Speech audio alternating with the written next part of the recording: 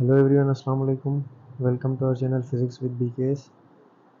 We were studying Introduction to Hydrocarbons और उसके जो है तकरीबन 4-5 लेक्चर्स हो चुके हैं और now we are studying benzene and its derivatives. अब हम पढ़ने जा रहे हैं बेंजीन और इट्स डेरिवेटिव्स, उसके डेरिवेटिव्स वगैरह क्या होते हैं। तो अगर किसी ने पिछले लेक्चर्स नहीं देखे तो वो प्रीवियस लेक्चर्स से गो थ्रू करें ताकि आपको ये आगे वाली चीज़ें अगर रिलेवेंट आएँ तो वो समझ में आए। So let's get started. Benzene is the simplest aromatic compound. अब जो है बेंजीन जो है आपका वो सिंपलेस्ट एरोमेटिक कंपाउंड है, सबसे सिंपल या जो बेसिक है वो बेंजीन है। It is colourless, carcinogenic and highly flammable liquid. अच्छा, कार्सिनोजेनिक का मतलब क्या है कि ये कैंसर काजिंग है। अगर किसी को बेंजीन वगैरह हम दे दें तो इसका मतलब ये है कि वो कैंसर काज करवा सकता है। इन्फ्लेमेबल लिक्विड का मतलब ये है कि इन्फ्लेमेबल यानी कि ये हाईली कंबस्टेबल है। इसको थोड़ी सी अगर हम हीट देंगे तो ये कंबस्ट होगा, बर्स्ट होगा। ठीक है। It Burns with black flames, यानी कि ये ब्लैक फ्लेम्स से जो है वो बर्न करता है। इसका जो धुआं होता है वो ब्लैक होता है काफ़ी, due to presence of high carbon contents in the molecule. अब वो किसी वजह से इसमें जो है वो ब्लैक स्मोक होता है बिकॉज कार्बन कंटेंट जो है वो ज़्यादा है। अब ये जो है सवाल एमसीक्यूज में पूछा जाता है कि benzene burns due to black smoke या फ्लेमिंग स्मोक, या जो है दूसरा वर्ड है इसका smoky, smoky flame, smoky flame.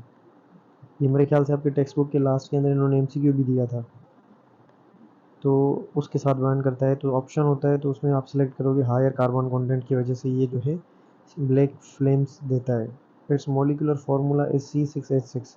Benzene का फार्मूला क्या होता है? C6H6। और इसकी बेसिक स्ट्रक्चर क्या है? ये इसकी बेसिक स्ट्रक्चर है।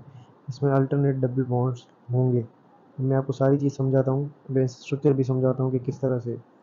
It was isolated by Michael Faraday in 1825। अब ये जो है बेंजीन आइसोलेट, याद कर लेना, आइसोलेट का अलग सीन है और प्रिपरेशन वगैरह का अलग सीन है। ठीक है।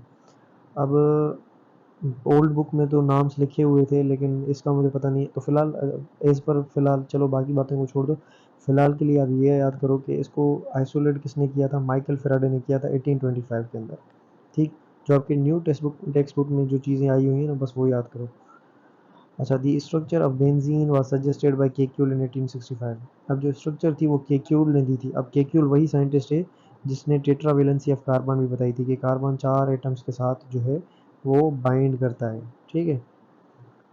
The structure according to him benzene is a cyclic hexagonal molecule with alternative double bond.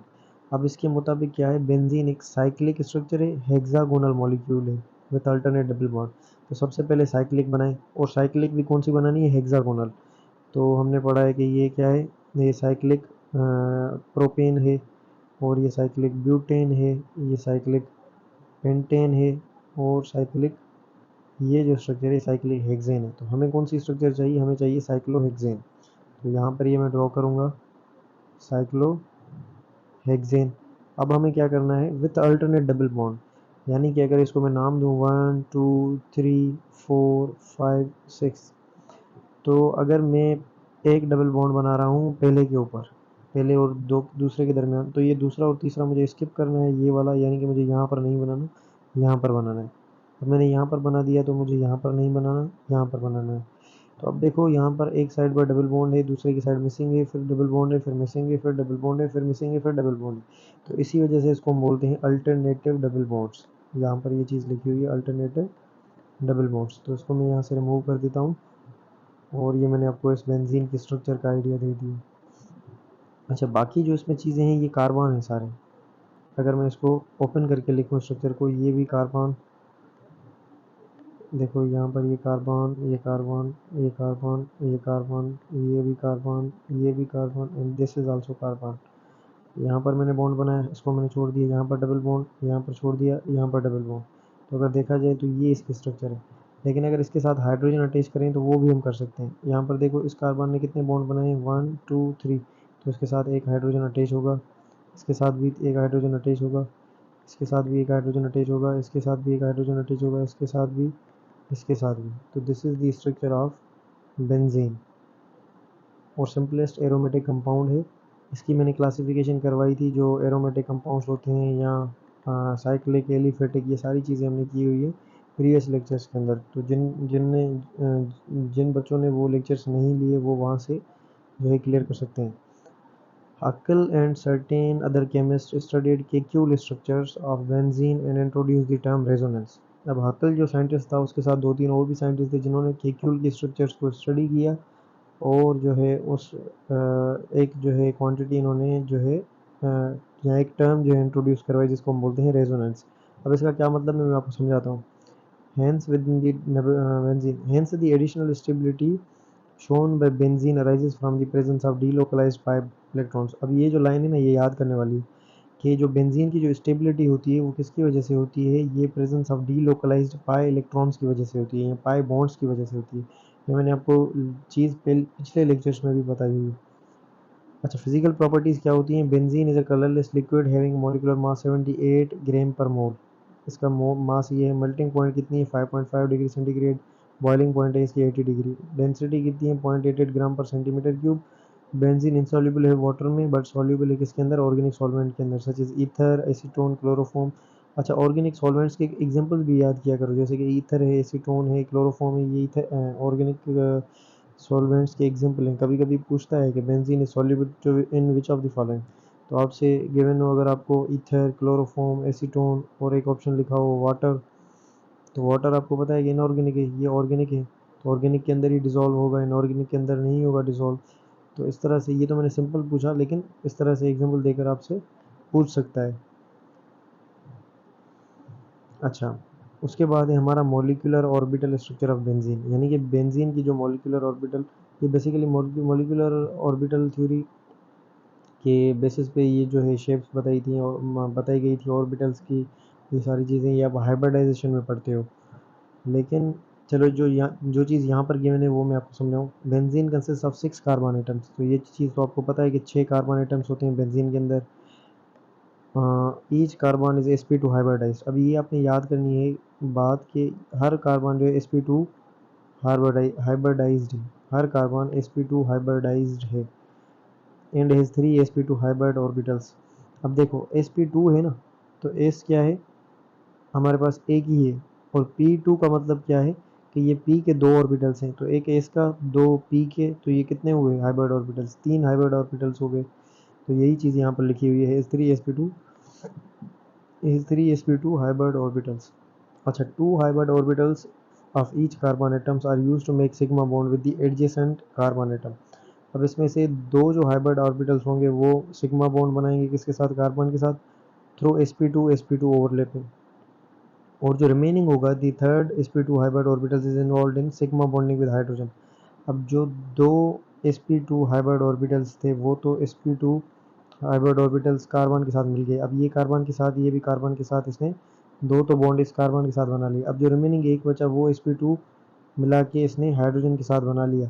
ठीक है, ये भी हाइड्रोजन के साथ बना लेगा। तो इसके तीन जो ये अपना sp2 हाइब्रिड ऑर्बिटल्स हैं ये कंप्लीट हो जाएंगे थ्रू sp2s ओवरलैपिंग। अच्छा, हाइड्रोजन के साथ किस तरह से बनाएगी sp2s, और कार्बन कार्बन sp2 क्योंकि दोनों sp2 हैं। अब ये चीज़ जिनको समझ नहीं आ रही वो हाइब्रिडाइजेशन को क्लियर तरीके से पढ़ो, उसके बाद ये चीज़ें आपको समझ आएंगी। ठीक, इसमें मेरा कसूर नहीं है कि ये चीज़ें आपको समझ नहीं आ रही। अब ये चीज़ें इसी वजह से आपको समझ नहीं आ रही क्योंकि आपके कॉन्सेप्ट्स क्लियर नहीं है। ऑर्बिटल क्या होता है, हाइब्रिडाइजेशन क्या होती है, ऑर्बिटल किस तरह से मिलते हैं, टोटल हाइब्रिडाइज कितने ऑर्बिटल्स हैं और किस तरह से निकाले जाते हैं, ये सारी चीज़ें हाइब्रिडाइजेशन के अंदर आती हैं। और ये फर्स्ट ईयर की केमिस्ट्री, हाँ अगर मैं फर्स्ट ईयर की केमिस्ट्री समझाऊँ या जब उसके लेक्चर्स में रिकॉर्ड करूँ तो फिर अगर मैं आपको नाम बताऊँ तो फिर इसमें मेरी गलती है। बाकी फ़िलहाल आप खुद से ये चीज़ें देख लो। All sigma bonds in benzene are coplanar. अच्छा, ये जो सारे बॉन्ड्स हैं ना इसके वो कोप्लेनर है and have bond angle of 120 degree. In benzene carbon carbon bond length as well as carbon carbon double bond length is approximately 1.39 angstrom. अब ये चीज़ें याद करने वाली हैं, ये आप याद कर लो अच्छे से। अच्छा, यहाँ पर एक चीज़ लिखी हुई है डीलोकलाइज पाई इलेक्ट्रॉन्स के बारे में। Delocalize pi electrons are not confined to specific bond. but instead is spread out over a larger region at molecule. Delocalized pi electrons are commonly found in molecules with alternate bond like benzene. अब ये जो delocalized bonds है ना, इसने ये कहा है कि ये सिंपली किसी भी एक जगह पर टिकते नहीं हैं।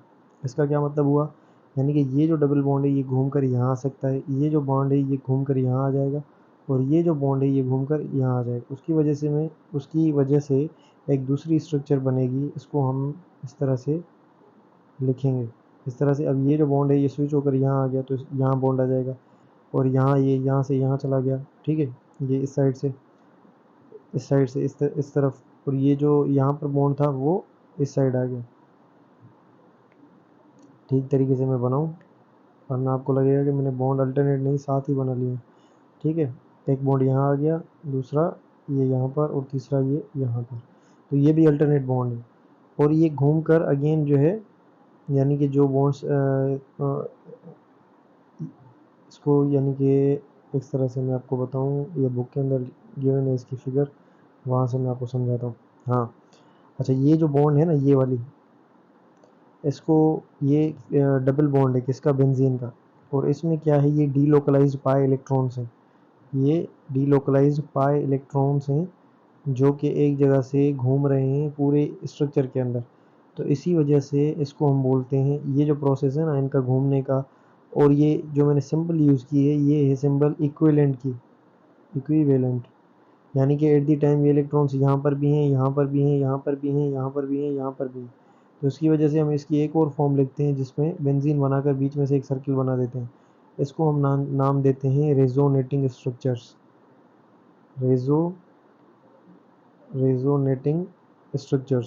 रेजोनेटिंग स्ट्रक्चर्स, और इस पूरे फिनोमेना को हम नाम देते हैं रेजोनेंस का। तो अब आपको चीज़ समझ आई जो मैंने पहले कही थी, कि आगे मैं आपको ये चीज़ समझाता हूँ कि रेजोनेंस होती क्या है। तो रेजोनेंस यही होती है कि डीलोकलाइज जो पाई इलेक्ट्रॉन्स होते हैं वो घूमते रहते हैं, सारी स्ट्रक्चर्स जो है वो एक जैसी होती हैं, और इस प्रॉपर्टी को जो एग्जिबिट करती है रेजोनेटिंग स्ट्रक्चर्स को, इस प्रॉपर्टी को हम नाम देते हैं किसका, रेजोनेंस का। The 6 carbon atoms in benzene possess 6 non-hybridized p orbitals। अच्छा, एक चीज़ और भी है कि ये जो हमारे पास बेंजीन है इसके पास 6 नॉन हाइब्रिडाइज्ड p ऑर्बिटल्स भी होते हैं, यानी कि जो हाइब्रिडाइजेशन में इन्वॉल्व नहीं होते। That are oriented perpendicular to the plane to the sigma bond. The sideways overlapping of these pi orbitals gives six delocalized pi molecular orbitals, where half of them are located above the plane while the other half located below the plane of sigma bond. The 6 electrons present in molecular orbitals are delocalized over all 6 carbon atoms in the bond. अब वही चीज़ आपको बता रहा है कि जो 6 pi electrons होते हैं वो डीलोकलाइज होते हैं, यानी कि सबके ही कंसीडर होंगे, किसी एक कार्बन या जिस कार्बन के दरमियान में डबल बॉन्ड है उसके कंसीडर नहीं होंगे, ठीक है। जैसे जिस तरह से जॉइंट फैमिली होती है, कमा कर घर में लाते हैं, फिर जो है पूरा ही खर्च करते हैं, किसी कोई चीज़ अगर बाय करते हैं तो वो सारों की ही होती है। तो इसी वजह से ये जो पाई इलेक्ट्रॉन्स हैं वो डीलोकलाइज पाई इलेक्ट्रॉन्स ही होंगे, ठीक है। अब यहाँ पर ये जो स्ट्रक्चर्स बनाई हुई है इसने, ये यहाँ पर इस तरह से लिखा होगा इसने, हाँ, ये जो है ये अनहाइब्रिडाइज्ड p ऑर्बिटल्स हैं। ये देखो कितने हैं, 1 2 3 4 5 6। तो यहाँ पर इसने ये चीज़ बताई थी कि 6 जो है वो p अनहाइब्रिडाइज्ड ऑर्बिटल्स होंगे इसके पास, 6 p unhybridised,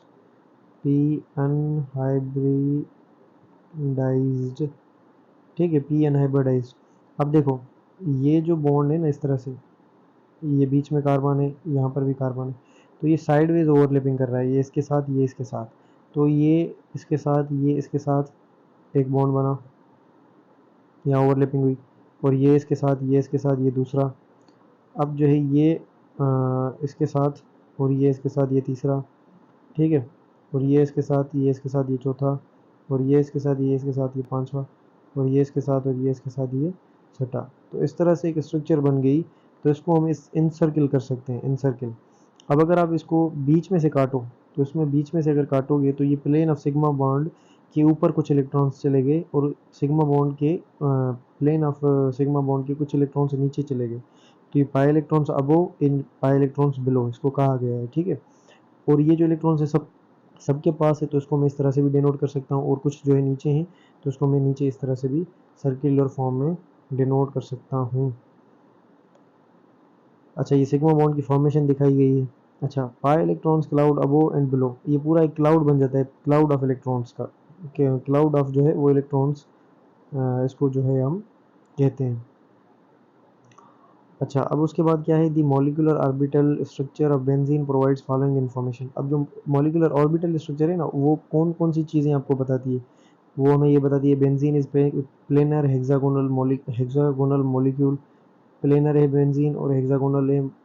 pi electrons of benzene are delocalized, जो पाई इलेक्ट्रॉन्स हैं वो डीलोकलाइज्ड हैं। अब डीलोकलाइज का मतलब क्या है, मैंने आपको वो भी बता दिया कि किसी स्पेसिफिक इलेक्ट्रॉन, कार्बन के पास ये इलेक्ट्रॉन्स नहीं है, बल्कि पूरी स्ट्रक्चर के अंदर ये जो है मोबाइल इलेक्ट्रॉन से घूमते रहते हैं। ये responsible for extra stability of the molecule, और यही चीज़ है पाई बॉन्ड, सॉरी अपना पाई बॉन्ड नहीं बल्कि delocalised bond. Basically pi bond ये होते हैं जो कि रिस्पॉन्सिबल होते हैं किसके लिए, स्टेबिलिटी ऑफ बेंजीन के लिए, ठीक है। Actual structure of benzene is a hybrid of two resonating structures described by Kekule. अब केक्यूल ने ये दो स्ट्रक्चर्स बताई थी, ठीक है। और जो इसकी एक्चुअल सॉरी अब जो इसकी इसको क्या बोलते हैं अपना, इसकी जो एक्चुअल फॉर्म है बेंजीन की वो इसके इक्वल है, ठीक है। और इसमें इसने ये सर्कुलर बनाकर ये रेजोनेंस हाइब्रिड बना दिया, यानी कि ये इसकी और ये इसकी कॉम्बिनेशन। अगर आप इसको सारे बॉन्ड्स को मिलाकर देखो, यहाँ पर अगर मैं इस रेड से इसको जाहिर करूँ समझाने के लिए, ये मैंने इसको रेड से जाहिर किया, और जो रिमेनिंग जगह है उसको मैं ब्लू से हाईलाइट करूँ, और इन दोनों को मैं एक दूसरे के ऊपर रखूँ, तो ये जगह भी फिल हो जाएगी और ये जगह भी फिल हो जाएगी। तो इसने क्या किया, इसने मसला ही आसान कर दिया, इसमें सर्कुलर फॉर्म बीच में लगा दिया और बोला कि ये रेजोनेंस हाइब्रिड स्ट्रक्चर है। हाइब्रिड वर्ड का जो मतलब होता है वो होता है मिक्स्ड, ठीक है। ये हाइब्रिड मुझे भी पता नहीं चलता था कि हाइब्रिड ऑर्बिटल्स होते क्या हैं। तो हाइब्रिड ऑर्बिटल का मतलब ये होता है कि जो ऑर्बिटल किसी दूसरे या दो ऑर्बिटल से मिलके दो या दो से ज़्यादा मिलकर बना हो। और इसकी एक एग्जांपल दी थी मुझे टीचर ने कि जिस तरह से इस तरह से आप सपोज करो कि जिस तरह से लड्डू वगैरह बनते हैं, ठीक है, और तिलों के जिस तरह से लड्डू होते हैं, तो कुछ अगर आप ब्लैक उठाओ उसके सीड्स और कुछ अगर वाइट उठाओ, ठीक है, तो ये अगर सपोज करो ये वाइट ऑर्बिटल है, ये ब्लैक ऑर्बिटल है, ठीक। तो अब मैं ब्लैक में से मैंने थोड़े सीड उठाए, कुछ वाइट में से उठाए, इन दोनों को मिक्स करके मैंने एक जो है वो अपना लड्डू बना दिया। अब इससे क्या हुआ कि ये जो बना ना, इसमें वाइट भी होंगे और ब्लैक भी होंगे, इसको हम बोलेंगे हाइब्रिड। तो हाइब्रिड का मतलब यही होता है, कॉन्सेप्ट यही है। अब उसके बाद जो केमिस्ट्री वाले कॉन्सेप्ट हैं वो आप इस पर लगाओ, ठीक। अच्छा, उसके बाद जो है हमारे पास ये दो रिएक्शन सिंपल लिखे हुए हैं, addition reaction of benzene, benzene being an aromatic compound highly resistant to additional reactions. अब बेंजीन एरोमेटिक कंपाउंड है, हाईली रेजिस्टेंट होता है एडिशनल रिएक्शंस को, दिखाता नहीं है, किसकी वजह से, क्योंकि हाईली स्टेबल है। Under specific conditions it can undergo additional reactions. Additional reaction बोलो, एडिशन रिएक्शन बोलो, बात एक ही है। So far only addition hydrogen and chlorine to the benzene has been observed. Benzene के रिएक्शंस में हमने सिर्फ और सिर्फ दो चीज़ें ऑब्जर्व की हैं, एक तो एडिशन ऑफ हाइड्रोजन, दूसरी क्लोरीन की। एडिशन ऑफ हाइड्रोजन अगर करवाएंगे बेंजीन में से, तो हमें क्या करना पड़ेगा, benzene undergoes addition reaction with hydrogen to produce cyclohexane. Benzene basically क्या है, 6 मेंबर्ड स्ट्रक्चर है, इसकी हाइड्रोजनेशन हम करवाएंगे, तो ये हाइड्रोजन इसके साथ मिलेंगे, तो ये डबल बॉन्ड इसके टूट जाएंगे, तो ये साइक्लोहेक्सेन बन जाएगा, ठीक है, साइक्लोहेक्सेन, क्योंकि इसके डबल बॉन्ड क्या हो गए, रिमूव हो गए। कैटालाइटिक रिएक्शन है जो कि प्रेजेंस ऑफ निकल, और टेम्परेचर प्रेशर क्या है, 200 डिग्री सेंटीग्रेड टेम्परेचर इन 3, ये मेरे ख्याल से 300 है, लेकिन आपके टेक्स्ट बुक में 30 लिखा हुआ है, तो आपको वो फॉलो करना है जो आपके टेक्स्ट बुक में लिखा हुआ है। आई गेस ओल्ड एसटीबी जो है उसमें 300 लिखा हुआ है, जो हमने टेक्स्ट बुक पढ़ा था, ठीक है। सो जो चीज़ें आपके बुक में लिखी हुई हैं ना, वो ये चीज़ें आपको फॉलो करनी पड़ती हैं, क्योंकि कभी कभी एज इट इज़ वो आपसे बुक में से जो है वो चीज़ें दे देते हैं, तो फिर अगर आप अलग से देखोगे या करोगे तो फिर आपका क्वेश्चन गलत हो जाएगा। Benzene, despite having 6 delocalized pi electrons in its 6p orbital, is less suspected to additional reactions compared to alkenes and alkynes. The reason for that, pi electrons and alkenes and alkynes are more localized. अब simply ये कह रहा है कि double bond alkyne या alkyne में जो electrons होंगे वो ज़्यादा एक्सपोज होंगे, इसमें जो इलेक्ट्रॉन्स हैं वो जो है वो लेस सस्पेक्टेड हैं और डीलोकलाइज हैं, यानी कि फिक्स्ड नहीं है, तो making them more easily accessible for an electrophilic attack. तो अल्काइंस या अल्कीन्स में जो रिएक्शन होता है या जो अटैक होता है इलेक्ट्रोफाइल का मतलब क्या होता है? इलेक्ट्रोफाइल यानी कि electron seeking, electron loving. Electron जिस मॉलिक्यूल को या जिस भी अटैकिंग ग्रुप को इलेक्ट्रॉन चाहिए हो तो उसको हम बोलते हैं electrophile. In contrast pi electrons in benzene are highly delocalize. अब बेंजीन में हाईली डीलोकलाइज इलेक्ट्रॉन्स हैं which make it difficult for incoming electrophile to attack and add on benzene ring, जिसकी वजह से उसको मुश्किल होती है अटैक करने में। वो इलेक्ट्रॉन पर अटैक करेगा, इलेक्ट्रॉन एक जगह से दूसरी जगह चला जाएगा, फिर वहाँ पे अटैक करेगा, वहाँ से डीलोकलाइज होकर दूसरी जगह पे चले जाएगा। तो इस तरह से ये जो है बेंजीन में एडिशनल रिएक्शन जो है वो मुश्किल से होते हैं। अच्छा, दूसरा इसके साथ जो है वो रिएक्शन है वो कौन सा है? Addition of halogen.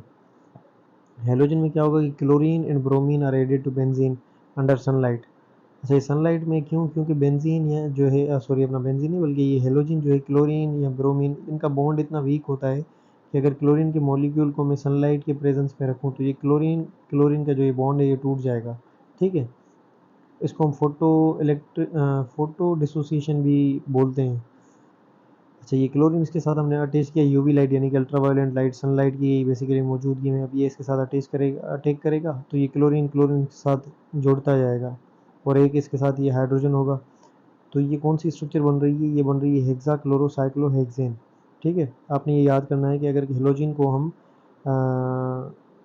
किसके साथ अटैच करें? बेंजीन के साथ, और सनलाइट की प्रेजेंस में तो हेक्साक्लोरोसाइक्लोहेक्सेन स्ट्रक्चर मिलेगी। अगर ब्रोमीन को अटैक करवाएंगे तो फिर क्या मिलेगा? फिर मिलेगा हमें हेक्सा ब्रोमोसाइक्लोब्रोमीन, सॉरी अपना हेक्सा ब्रोमोसाइक्लोहेक्सेन।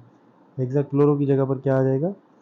क्लोरो की जगह पर बेसिकली हमारा आ जाएगा ब्रोमो, और साइक्लोहेक्सेन हमारा सेम रहेगा। So this was all about benzene. Benzene के हमने जो है एडिशनल रिएक्शन और उसकी प्रॉपर्टीज़ और उसकी सारी डिटेल्स पढ़ी। इसके बाद जो है हमारे बेंजीन के इलेक्ट्रोफिलिक रिएक्शंस जो है वो स्टार्ट होंगे, जो कि हम नेक्स्ट वीडियो में डिस्कस करेंगे। वीडियोस को शेयर किया करो अपने फ्रेंड्स के साथ ताकि म्यूचुअली सबका फ़ायदा हो। और wish you all the very best. अल्लाह हाफिज़।